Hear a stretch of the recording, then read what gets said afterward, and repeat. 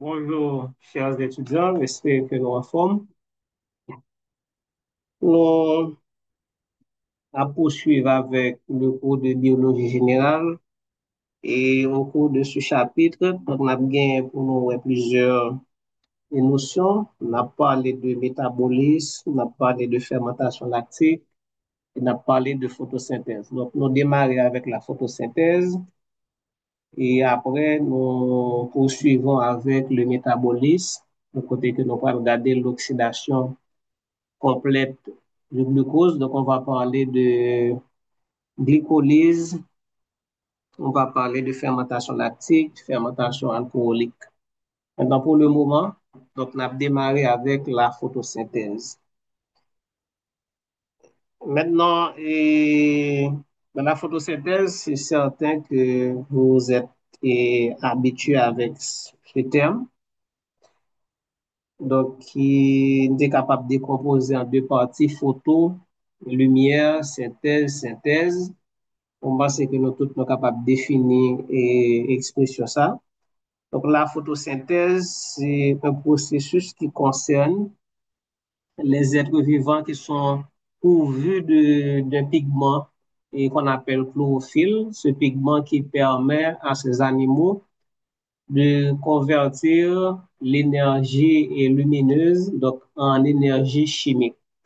Donc, la photosynthèse, c'est un processus biochimique essentiel par lequel les plantes, les algues et certaines espèces bactéries, les cyanobactéries, convertissent l'énergie lumineuse en énergie chimique sous forme de glucose qui peut être ensuite utilisée pour alimenter divers processus biologiques. Donc, la photosynthèse, c'est ça.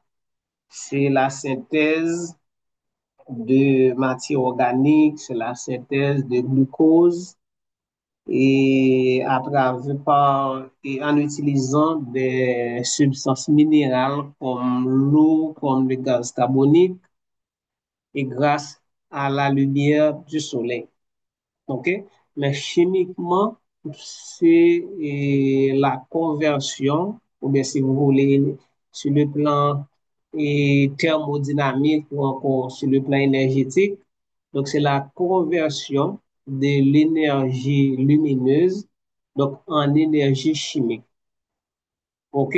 Donc, nous aussi les humains, donc nous pouvons aussi et grâce au métabolisme, donc nous participons également à la conversion de l'énergie lumineuse en énergie chimique parce que les végétaux produisent des aliments et ces aliments constituent donc des réserves énergétiques chimiques. OK, donc maintenant en consommant ces aliments, donc nous participons en quelque sorte donc à la conversion de cette énergie solaire en énergie chimique. Alors, la photosynthèse, c'est un processus qui est réalisé dans des structures cellulaires bien spécifiques. Et qu'on appelle chloroplastes. Les chloroplastes sont l'équivalent de la mitochondrie chez les animaux. Chez les végétaux, on parle de chloroplastes. Donc, on pourrait dire les chloroplastes, c'est le centre cellulaire des centres énergétiques des cellules végétales, alors que chez les animaux, donc c'est les mitochondries qui jouent ce rôle de centre énergétique. Donc maintenant, la photosynthèse se déroule dans cette organite, cette structure très complexe de la cellule végétale, mais précisément au niveau des membranes des thylakoïdes. OK? Et au niveau des membranes des thylakoïdes, donc ces membranes qui sont riches en pigments, et ce pigment qu'on appelle chlorophylle, ce pigment vert, vrai chlorophylle, et qui a la capacité de capter l'énergie lumineuse. Donc, ce pigment a la capacité de capter l'énergie lumineuse. Donc, maintenant, voici la formule générale de la photosynthèse.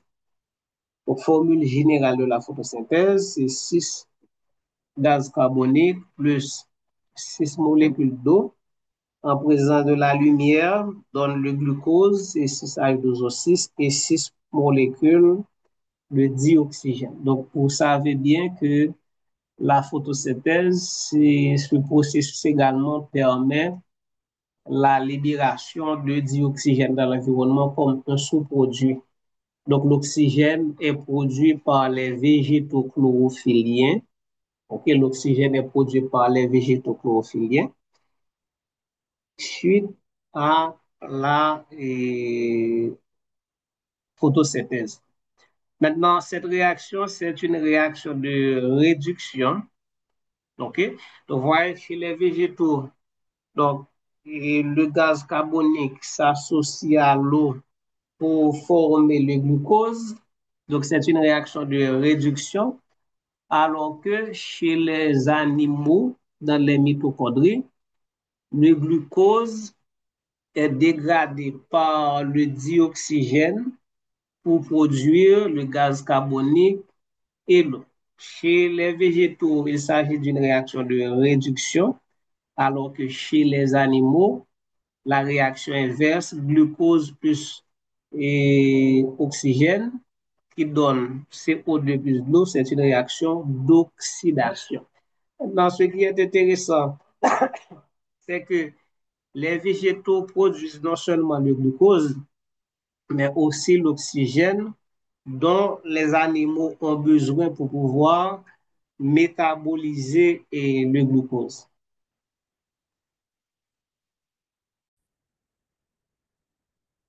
Maintenant, la photosynthèse se fait en deux phases. Il y a une phase qui est réalisée en présence de la lumière.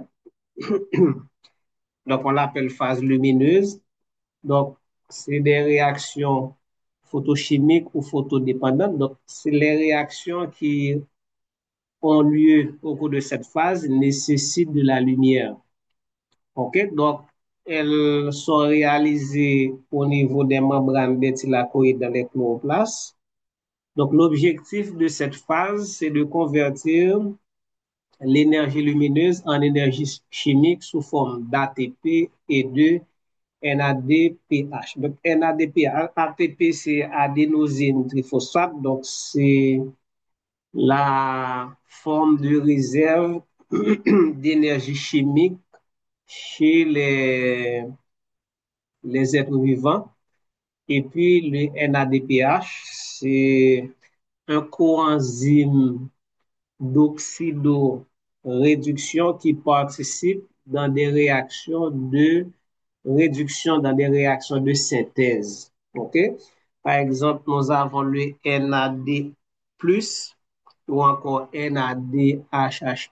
Donc, ces coenzymes sont aussi des coenzymes d'oxydoréduction, NAD+, et NADHH+, mais ils participent dans des réactions d'oxydation, dans des réactions de dégradation. Par exemple, la glycolyse, le cycle de Krebs, la décarboxylation oxydative de l'acide pyruvique.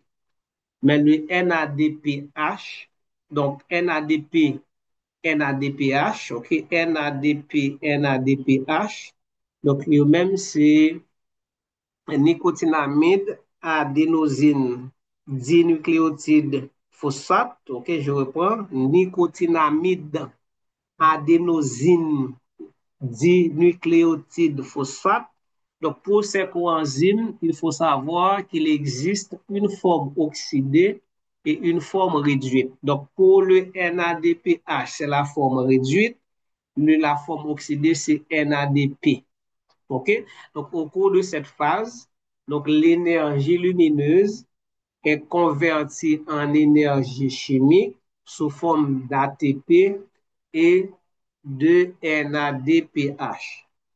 OK? Donc maintenant, ces molécules qui sont riches en énergie donc, vont être utilisées dans la deuxième phase, la phase sombre qui nécessite de l'énergie pour pouvoir et convertir le dioxyde de carbone en glucose. Donc, le stroma du chloroplaste, la phase sombre au cycle de Calvin et réaction indépendante de la lumière. OK? Donc, ces réactions sont indépendantes de la lumière. Cela ne veut pas dire qu'il n'y a pas besoin d'énergie. Il y a besoin d'énergie, mais l'énergie ne provient pas directement de la lumière. Donc, cette énergie proviendra de l'ATP et de NADPH qui était formé lors de la première phase, qui c'est la phase lumineuse. Dans la deuxième phase, dans la phase sombre, il est fait dans le stroma et du chloroplaste. Chez la chlorophylle, on parle de matrice. OK? Chez la chlorophylle, excusez-moi, chez la mitochondrie, on parle de matrice. OK, matrice mitochondriale. Mais chloroplaste, dans les chloroplastes, donc on parle de stroma. Donc, quel est l'objectif de cette phase? C'est utiliser l'ATP et le NADPH. Donc, n'oubliez pas que ATP et NADPH sont des molécules à haut potentiel énergétique. Donc, utiliser l'énergie mise en réserve sous forme d'ATP, sous forme de NADPH, produit lors de la phase lumineuse pour fixer le dioxyde de carbone en glucose. Donc là, nous avons l'image de chloroplaste. Donc nous allons voir, il y a des membranes. Il y a deux membranes. Il y a une membrane externe, tout comme la mitochondrie. Il y a une membrane interne. OK, donc là, voici la membrane interne. On n'a pas identifié, oui. Voici la membrane interne. Et puis, il y a un espace intermembranaire. Et à l'intérieur, donc, vous avez des empilements de structures. Donc, ces structures plaques, on les appelle thylakoïdes. Donc, thylakoïdes, là, il y a une membrane et puis il y a un espace creux. OK, donc, chaque thylakoïde, c'est une membrane, son structure aplatie. OK, aplatie et circulaire qui gagne un espace creux à l'intérieur et puis qui gagne une membrane externe. Donc maintenant, quand vous empilez des thylakoïdes, ça donne une structure qu'on appelle granome. OK? Maintenant, vous voyez bien que les granomes sont interconnectés. Donc, c'est pour faciliter les échanges. Et puis, donc à l'intérieur du chloroplaste, vous avez une sorte de gel, donc on appelle stoma, donc dans lequel vous allez retrouver donc de l'amidon et d'autres structures. Donc, vous avez les détails en bas. Regardez bien ça, on dit.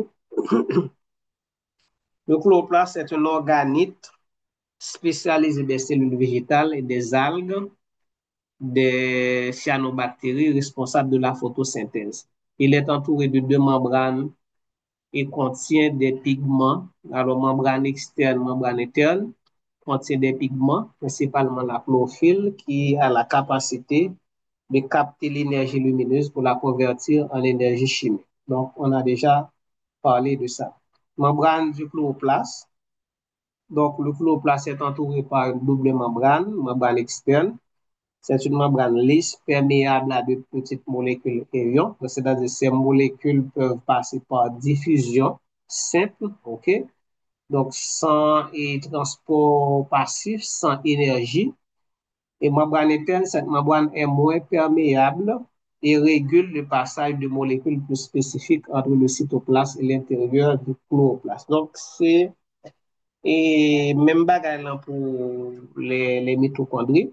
Donc, membrane externe li plus ou moins perméable. Donc, mais quant à la membrane interne qui donne accès directement au stroma dans le chloroplaste ou à la matrice dans la chlorophylle, dans la mitochondrie, donc cette membrane interne est moins perméable, ok, et permet effectivement de contrôler plus rigoureusement donc ça qui entrer en dedans et cytoplasme, ça qui sorti dans cytoplasme et pour entrer en dedans chlorophylle. Donc membrane interne donc même yo moins perméable que ce soit dans la mitochondrie que ce soit dans le chloroplaste. Donc et la régulation, le contrôle est plus rigoureux au niveau de la membrane interne que la membrane externe. Donc, c'est comme si m'badou ou genyen la kay ou gen une grande barrière qui donne accès à la rue et puis ou gon l'autre barrière qui donne accès en dedans kay la. Est-ce que vous comprenez? C'est-à-dire que barrière qui ba accès à la rue, donc li bon moun gen doit venir, li pousser barrière là, li entrer sans que le pas demander, li juste pousser barrière là l'entrée. Mais une fois que moun arrive devant galerie qu'on a là, donc li obligé frapper pour demander qui est moun ça et qui moun ni besoin qui ça veut faire. Qu'on a là les au fin jeune pour information ça c'est à ce moment que bon moun k'ap venir k'ap ouvrir pour lui. Est-ce que vous comprenez? Donc membrane interne c'est porte et qui ba à galerie, hein, OK? Et puis membrane externe c'est barrière qui dans clôture là qui ba accès qui donne à la rue. Il y a un espace intermembranaire que ce soit dans le chloroplaste, que ce soit dans la mitochondrie. Donc, cet espace, il sépare les deux membranes et les gains ont épaisseur de 10 à 20 nanomètres. OK? Nous avons le stroma. Donc, le stroma est le liquide gélatineux présent à l'intérieur du chloroplaste, entouré par la membrane interne contient des enzymes importantes pour la phase sombre de la photosynthèse, ainsi que l'ADN chloroplastique. Donc, il faut savoir qu'il y a de l'ADN dans les chloroplastes, il y a de l'ADN aussi dans les mitochondries, l'ADN circulaire, identique à, alors, même forme que l'ADN des bactéries. Il y a aussi des ribosomes. Donc, les ribosomes sont des complexes riboprotéiques et ce sont des usines à protéines. Donc, les ribosomes sont constitués de 2 tiers d'ARN et de 1 tiers de protéines. Donc, les ribosomes, c'est un complexe de protéines et d'ARN ribosomique. Et puis, dans le stroma, on a aussi les thylakoïdes. Donc, les thylakoïdes sont au niveau du stroma. Et voilà. Donc, l'ADN du chloroplaste est circulaire et code pour certaines protéines nécessaires à son fonctionnement. Alors, quand on dit code, c'est-à-dire que l'ADN du chloroplastique contient des gènes, ok, contient des gènes qui portent l'information nécessaire à la synthèse des protéines, lesquelles sont nécessaires pour le fonctionnement du chloroplaste. Parlons maintenant des thylakoïdes. Donc, les thylakoïdes sont des sacs membraneux aplatis qui forment des structures empilées appelées grana, okay, singulier granum, dans le chloroplaste. Ils contiennent la chlorophylle et d'autres pigments photosynthétiques essentiels pour capturer l'énergie lumineuse lors de la phase lumineuse de la photosynthèse. Donc, les thylakoïdes sont organisés de la manière suivante. Il y a lumière des thylakoïdes, Quand on parle de lumière, c'est pas la lumière du soleil, mais c'est cet espace creux qui gagne dans thylakoïde là. Donc, c'est des membranes et des sacs aplatis qui ont une membrane qui délimite un espace à l'intérieur. Donc, c'est ce qu'on appelle la lumière des thylakoïdes. L'intérieur des thylakoïdes où les protons s'accumulent pendant la phase lumineuse, créant un gradient électrochimique nécessaire à la production d'ATP. Alors, quand on parle de gradient électrochimique, c'est une différence. OK, c'est une différence de concentration. Je vais vous donner un exemple. Et, on dit par exemple, nous avons une salle de classe et puis il y a à une extrémité 5 étudiants et l'autre extrémité de la salle et 20 étudiants. Donc, ouais, donc il y a un gradient, c'est-à-dire il y a une différence au niveau des nombres des étudiants aux deux extrémités. OK? Ou du moins, on va considérer les salles de classe, toutes les salles de classe par rapport à la cour faculté. Donc, dans le moment qu'il y a travail, il y a un gradient. C'est-à-dire que là, presque 99% des étudiants sont en salle de classe. Maintenant, si on va comparer salle de classe par rapport à la cour faculté, donc on va dire qu'il y a une différence au niveau des nombres des étudiants, parce qu'il y a beaucoup plus d'étudiants dans les salles de classe que dans la cour de la faculté. Donc, c'est une différence de part et d'autre.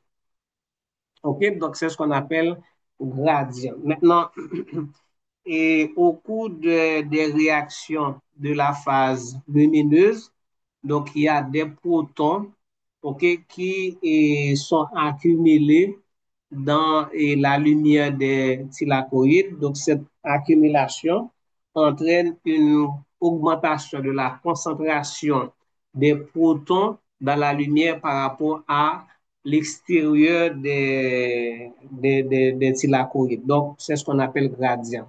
Donc, il y a beaucoup plus de protons dans la lumière des thylakoïdes qu'à l'extérieur des thylakoïdes. Donc, dès qu'il y a un gradient électrochimique, donc ce gradient électrochimique peut générer de l'énergie, OK, qui peut être utilisée à d'autres fins, notamment dans le cadre du métabolisme. Donc, ce gradient électrochimique peut générer de l'énergie nécessaire à la synthèse d'ATP et grâce à ATP synthèse, que ce soit dans le chloroplaste ou encore dans la mitochondrie. Donc, vous avez la membrane des thylakoïdes. OK? N'oubliez pas que les thylakoïdes sont des sacs membraneux. Donc, il y a une membrane qui délimite un espace certain qu'on appelle lumière des thylakoïdes. Par exemple, si on considère le tube digestif, on parle de la lumière du tube digestif ou encore la lumière de l'intestin. Quand on parle de la lumière de l'intestin, donc c'est cet espace creux, côté que aliment au patient, c'est ce qu'on appelle lumière. Cette membrane contient les complexes protéiques responsables de la capture de la lumière, le transport des électrons, OK, et la production d'ATP et de NADPH. Donc, la membrane des thylakoïdes, donc lui-même, il gagne les complexes protéiques, OK? Donc, ces complexes qui permettent la circulation des électrons. Donc, électrons ont passé de un complexe à un autre. OK, et électron ça chaque fois qu'il y a passé de un complexe à l'autre, eh bien, yo permettent la sortie ou encore l'entrée du proton dans la lumière des thylakoïdes. Eh bien, et proton ça j'ai noté dit précédemment, qui a accumulé dans le thylakoïde, donc pour générer un gradient électrochimique qui va permettre la synthèse d'ATP à la fin de processus ou encore à la fin de la chaîne respiratoire et chloroplastique. OK? Donc, les deux principaux complexes sont les photosystèmes 1 et 2. OK? Donc, photosystème 1 et 2, donc nous allons garder dans la suite qui rôle et photosystème ça. Donc, les chloroplastes, nous continuons avec l'étude des thylakoïdes. Donc, grana et lamelle intergranaire. Donc, kom nou te wel nan imaj lan, donc, le tilakoid yo empile yon sou lot pou forme de grana ou granom singulier. Donc, maintenant, entre les grana, nou genye de lamelles qui connectent yo, ok? Donc, les lamelles intergranaires sont des membranes plates qui relient les différents granas qui permettent la communication et le transport des molécules entre les piles de thylakoïdes. Donc, voici, par exemple, ouais, là, on lamelle intergranaire. Donc, grana, c'est l'ensemble des thylakoïdes qui empilent l'un sur l'autre. OK? Maintenant, ici, c'est une connexion qui fait entre grana ça et grana qui est à gauche là. Granule d'amidon et gouttelette lipidique. Donc, le stoma, le liquide visqueux ou gélatineux qui gagne dans chloroplaste, donc il est capable de gagner là-dedans des granules d'amidon, ok, qui stocke l'énergie sous forme de glucides ou encore énergie sous forme chimique, parce que glucides, glucose, polymérisé, les glucides sont des polymères, donc c'est des molécules. Donc, c'est l'énergie sous une autre forme chimique, bien entendu, mais qui n'est pas directement utilisable par les cellules, ainsi que des gouttelettes lipidiques qui servent de réserve de graisse ou de précurseur pour des processus métaboliques. Et puis, pour terminer avec la présentation de la structure du chloroplaste, donc, nous parlons de ADN chloroplastique et ribosome. Donc, l'ADN du chloroplaste, tout comme l'ADN mitochondrial, c'est un ADN circulaire, similaire à celui des bactéries, et puis qui gagne des informations et qu'on appelle informations génétiques nécessaires à la synthèse et des protéines qui fait partie du complexe, ok, du complexe des différents complexes et que nous jouons dans la membrane thylakoïde, et puis qui des protéines aussi qui nécessitent à la réplication et du chloroplaste et des protéines qui participent également à la réplication de l'ADN circulaire. Et puis, il y a des ribosomes 70S et ribosome 70S, donc qui c'est des usines à protéines, sites de synthèse des protéines. Donc, vous voyez donc, que l'ADN et le chloroplaste, donc, pour qu'on parle, il semblait avec ces cellules, parce que les gagnent la machinerie nécessaire pour la réplication de son ADN et pour la synthèse des protéines nécessaires à son fonctionnement. Maintenant, vous avez un devoir à faire, c'est dresser un tableau comparatif de la mitochondrie et du chloroplaste. Donc, devoir ça, lundi, si je veux. Donc, il faut que je faire les dans cahier, bien son feuille. Donc, lundi, je suis supposé et je suis supposé remettre les lundi dans le cours qu'on a bien en présentiel. Maintenant, parlons de la phase lumineuse, de la photosynthèse. Donc, n'oubliez pas que dans cette phase, les réactions sont dépendantes de la lumière. Donc, c'est pourquoi on l'appelle phase lumineuse. Donc, dans cette phase, la lumière est captée par les photosystèmes 2, PS2, et photosystème 1, PS1, qui sont des complexes protéiques et de pigments. Le processus suit plusieurs étapes. D'abord, il y a la photolyse de l'eau. Photolyse de l'eau. Donc, c'est la dégradation de l'eau par la lumière. Donc, dans le PS2, l'énergie lumineuse décompose l'eau en électrons, en protons et en dioxygène. OK? Il faut préciser, c'est dioxygène. Donc, c'est la source de l'oxygène produit par la photosynthèse. Donc, l'oxygène que n'a respiré, qui est indispensable à la vie, mais qui côté le sorti, il sorti dans l'eau. Donc, l'eau est décomposée sous l'effet de la lumière et en produisant des protons, des électrons et de dioxygène. OK? Voilà, maintenant, ça, c'est la première étape. Donc, c'est la photolyse de l'eau, la décomposition de l'eau. Donc, cette réaction que vous voyez là, cette réaction se produit également dans les mitochondries, ok, et dans la chaîne respiratoire mitochondriale qui c'est une série de complexes protéiques, ok, au bout et de laquelle l'oxygène lui-même li pral accepter des électrons. Donc, vous voyez ici que l'eau est décomposée en protons, électrons et l'oxygène, alors que chez les animaux, de l'eau pas décomposée, ok, de l'eau c'est formé, le formé.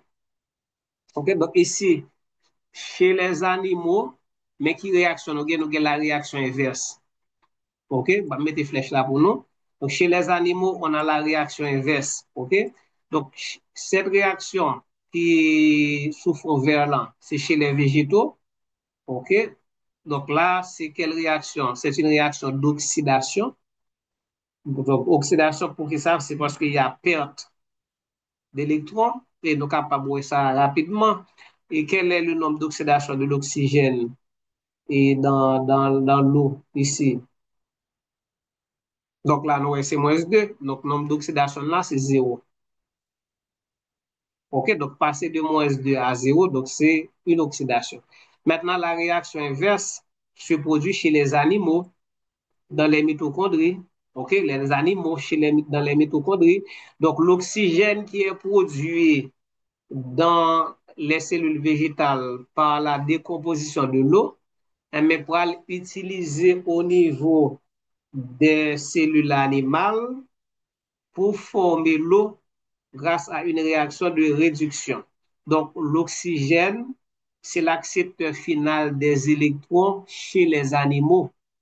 OK? Donc, nous parlons gagner oxygène plus électrons plus protons qui parlent de l'eau chez les animaux, alors que chez les végétaux, c'est la réaction inverse. OK? Donc là, c'est extrêmement important et de savoir que l'oxygène que nous respirons donc, provient de la décomposition de l'eau et cette décomposition a lieu dans la phase lumineuse de la photosynthèse.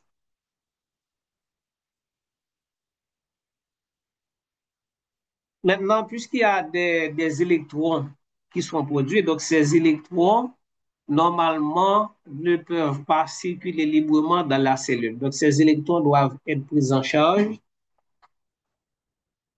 Bonjour, c'est bon, monsieur. Donc, les électrons issus de la décomposition de l'eau ne peuvent pas circuler librement dans la cellule. Donc, ces électrons doivent être pris en charge par des transporteurs.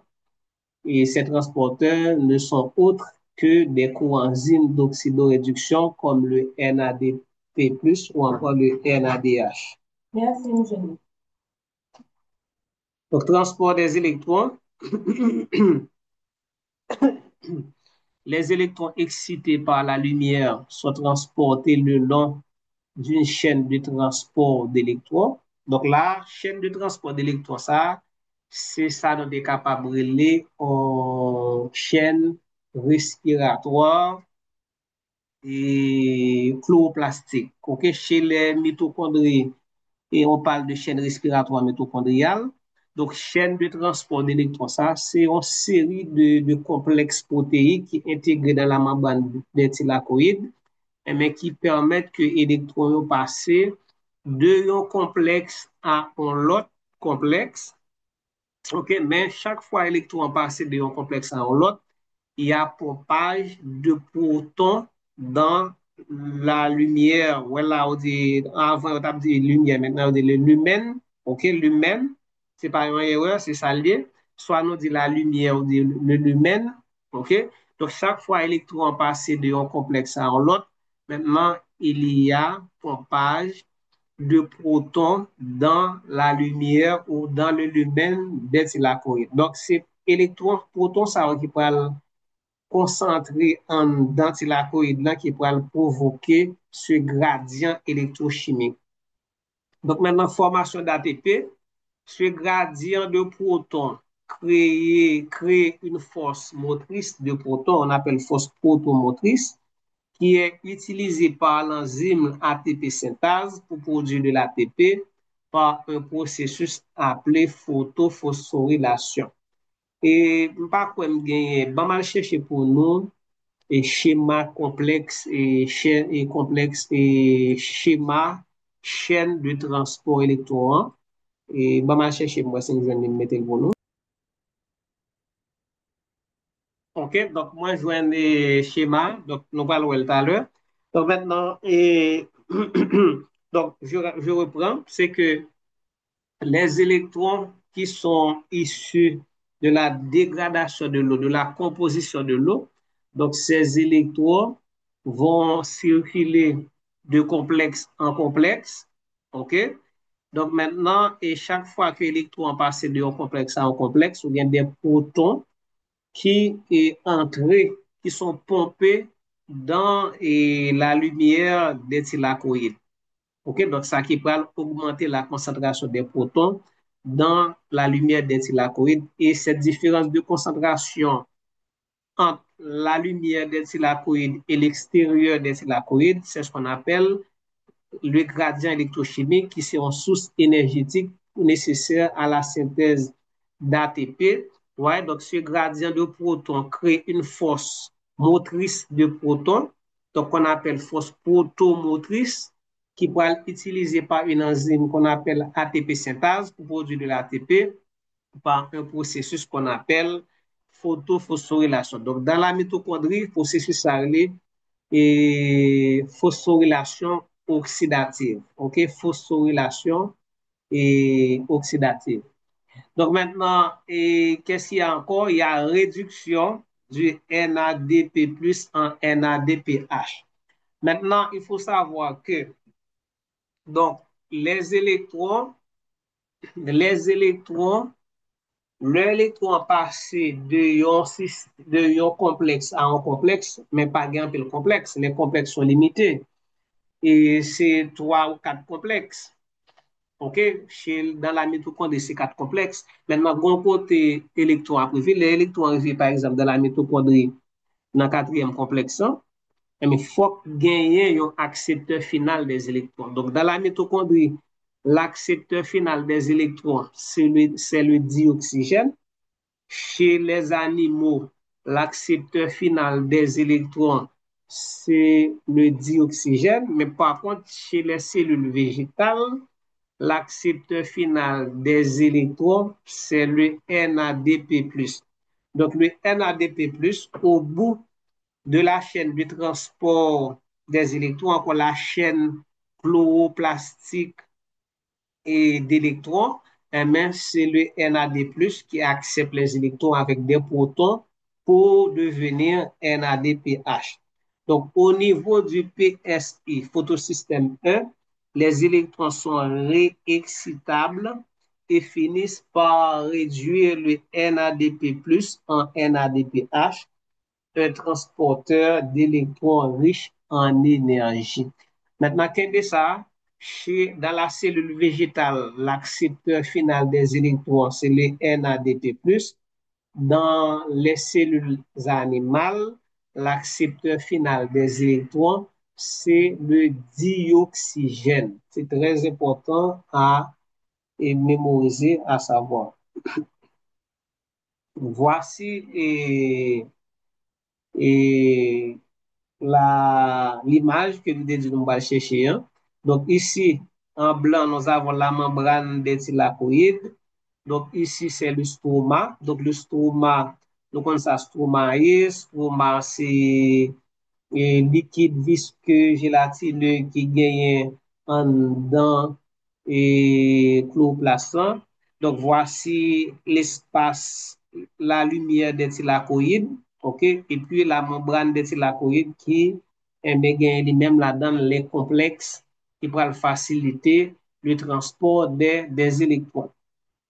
Ok, donc là nous gagnons ça c'est PS2 pas oublier que il y a deux systèmes, il y a deux photosystèmes, ok, deux photosystèmes qui est capable d'exciter et puis participer à la décomposition de l'eau. Donc, au niveau de PS2, regardez bien, au niveau de PS2, qui ça nous gagne?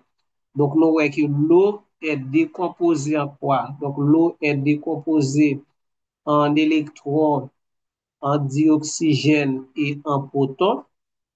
OK? En protons. Maintenant, les électrons et ont passé de PS2 à et ce complexe, OK?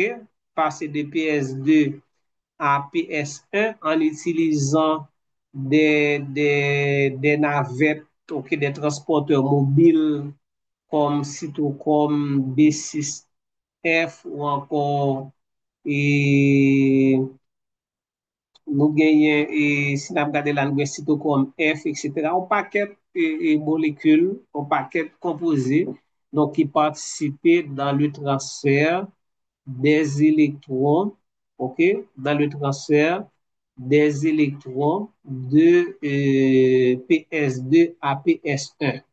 OK? Maintenant, les électrons arrivés au niveau de PS1 sont réexcitables, c'est-à-dire que l'électron vient plus énergétique. Donc, réexcité, c'est-à-dire que lumière là, vient augmenter l'énergie des électrons. Et c'est à ce niveau que l'électron, yo même, yo pral réduire le NADP plus en NADP. Donc là, nous sommes capables de parler de trois complexes, ok? Complexe 1, complexe 2, complexe 3, ok? Qui est au complexe qui permettent donc le passage des électrons, la circulation des électrons dans la membrane des thylakoïdes. Et comme pas l'autre complexe encore, eh bien, il faut qu'il y ait un accepteur final. Donc, l'ATP synthase ne participe pas dans la circulation des électrons. L'ATP synthase, son rôle, c'est de synthétiser l'ATP en utilisant le gradient et l'énergie fournie par le gradient électrochimique.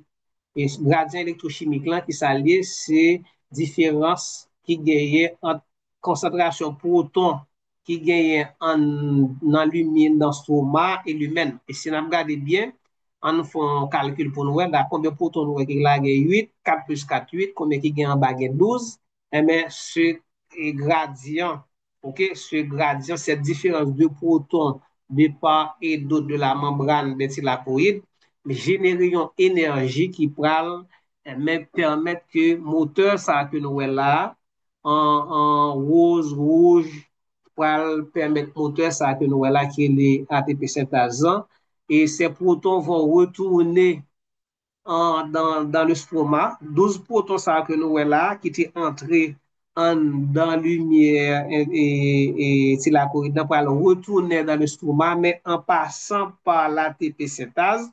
Et pendant qu'il a passé en ATP synthase, c'est comme si c'est gaz que nous mettions dans le moteur. Là, nous mettons gaz, il a passé ATP synthase, mais fonctionner. Donc, pendant que la fonctionnait, il générer de l'énergie qui permet la fixation de groupement phosphate sur ADP. Donc, si on additionne le groupement phosphate sur ADP, qui c'est adénosine diphosphate, donc ça parle de 3 ATP, donc qui parle de adénosine triphosphate.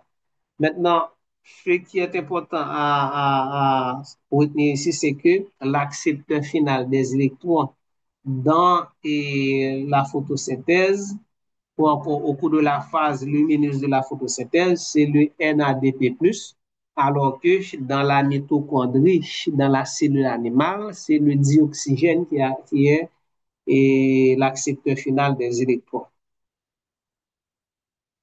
Maintenant, on a terminé avec la phase lumineuse. Donc, la phase lumineuse, en termes de résumé, et elle s'effectue en présence de la lumière, implique les deux photosystèmes et produit consiste en la dégradation de l'eau par la lumière en protons, en électrons et en dioxygène.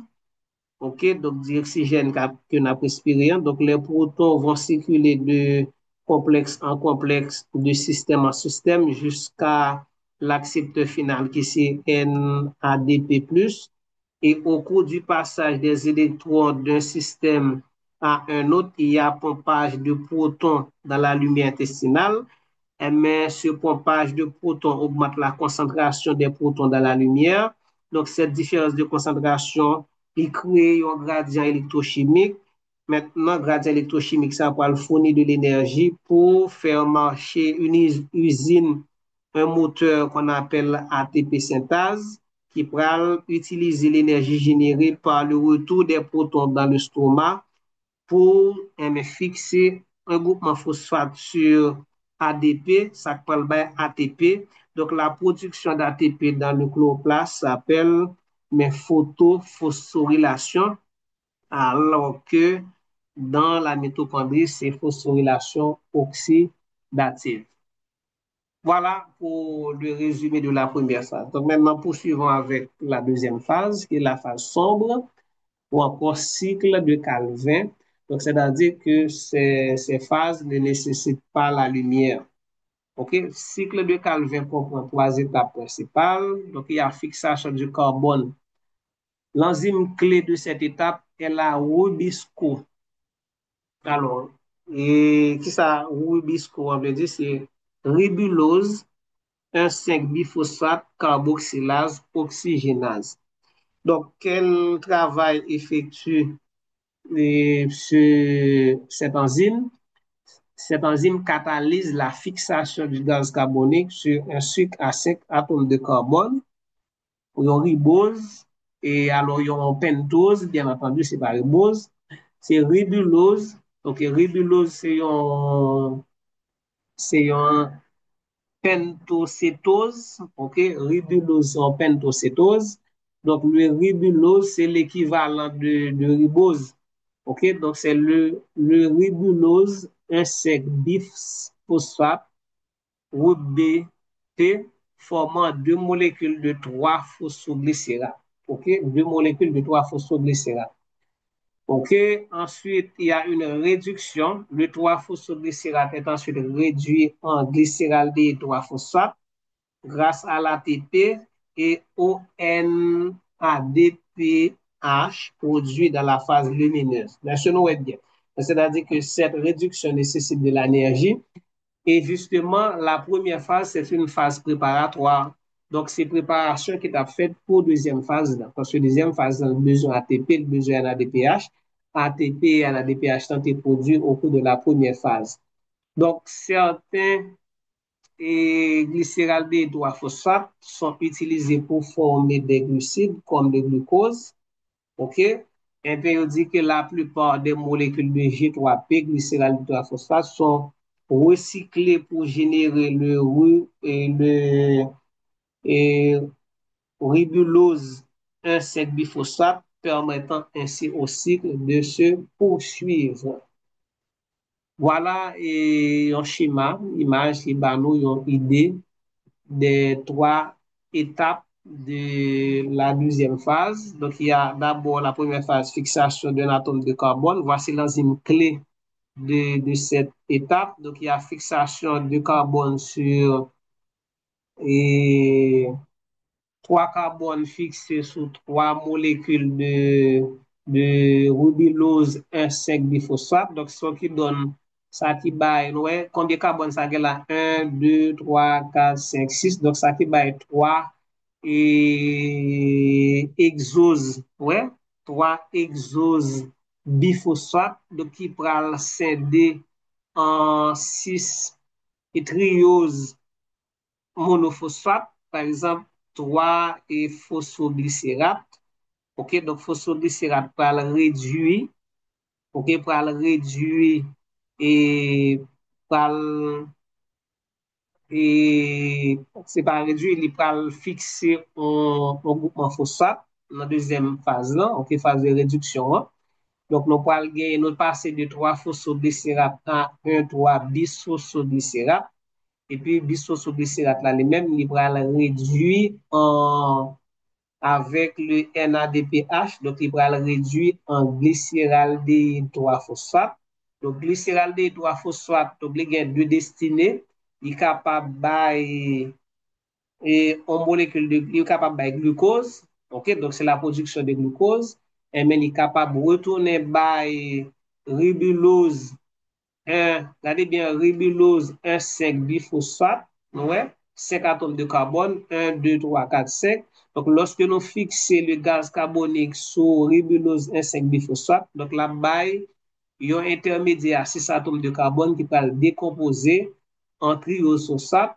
Donc là, voilà les trois étapes de la phase sombre. Donc, fixation du carbone sur ribulose 1,5 biphosphate, et réduction des triososate et ensuite régénération de ribulose 1,5-biphosphate pour faciliter la continuité de la phase sombre. Maintenant, quelques facteurs qui influencent la photosynthèse. Nous avons la lumière, nous avons la concentration en CO2, il y a la température, il y a l'eau aussi. Parce que tout élément ça est nécessaire à la photosynthèse. Et puis, on parle de trois types de photosynthèse selon la manière dont le CO2 est fixé. Nous avons C3, type de photosynthèse le plus courant, où le CO2 est directement fixé par la Rubisco dans le cycle de Calvin. Donc, ce mécanisme est peu efficace en cas de forte température, car la Rubisco peut aussi fixer l'oxygène, entraînant un processus de perte d'énergie appelé photorespiration. C'est quatre chez certaines plantes comme le maïs, il y a une enzyme spécialisée, phosphoénol et phosphoénol dérivate, phosphoénol dérivate carboxylase, fixe d'abord le CO2 dans un composé à 4 carbone, réduisant ainsi la photorespiration. Voilà, et puis nous avons CAM, crash sous l'acide acide métabolise, adapté aux environnements arides. Donc, cette voie permet aux plantes d'ouvrir leur stomate. C'est des ouvertures qui viennent en feuilles. Leur stomate la nuit pour absorber le CO2 et le stocker sous forme acide organique. Donc, le CO2 est ensuite libéré pour être utilisé dans le cycle de Calvin pendant la journée lorsque les stomates sont fermés pour éviter la perte d'eau. Voilà donc plusieurs types de photosynthèse dépendamment des organismes, des conditions dans lesquelles, des conditions environnementales, donc il y a des adaptations. Voilà pour cette partie du grand chapitre qu'on appelle, si vous voulez, le métabolisme ou encore la respiration cellulaire. OK? Bon, disons mieux la respiration cellulaire. Donc, dans la respiration cellulaire, donc, nous allons parler de photosynthèse. On a terminé avec la photosynthèse. On va parler de et, fermentation lactique, fermentation alcoolique. On va parler aussi de glycolyse, de cycle de Krebs. Voilà. Donc, à lundi pour un cours en présentiel. Si vous avez des questions par rapport à tout ce que on a vu aujourd'hui dans le cadre de cette vidéo, dans ce cours, donc n'hésitez pas à noter les questions pour lundi ou bien poser directement sur chaîne et dans la rubrique commentaires sur chaîne YouTube là.